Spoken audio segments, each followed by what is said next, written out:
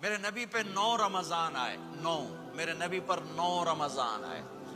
مدینہ جانے کے بعد ہجرت کے دوسرے سال شعبان کی 2 تاریخ کو پیر کے دن روزے کا فرض ہونا نازل ہوا، اور میرے نبی ستمبر میں پہنچے ہیں مدینہ منورہ، اور رمضان یوں پیچھے جا رہا ہے، ستمبر سے اگست میں آیا ہے، اگست سے جولائی میں آیا ہے، اور جولائی سے جون میں آیا ہے، اور میرے نبی اللہ کے پاس چلے گئے۔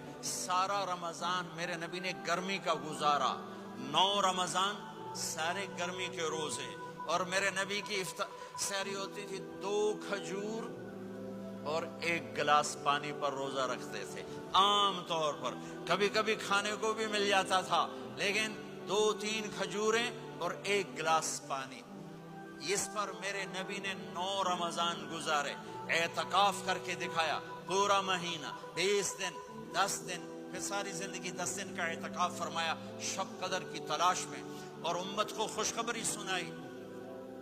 رمضان آ رہا ہے تو میں تھوڑی سی تفصیل بتا دوں۔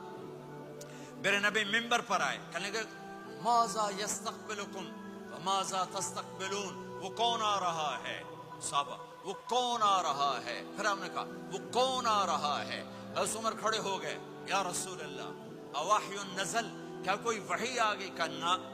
کیا کوئی دشمن آ گیا؟ نہیں۔ تو پھر کون آ رہا ہے؟ آپ نے کہا رمضان آ رہا ہے، رمضان آ رہا ہے۔ جنت کے دروازے کھل گئے، جہنم کے دروازے بند ہو گئے، رات کی تراویح کی نماز ملی۔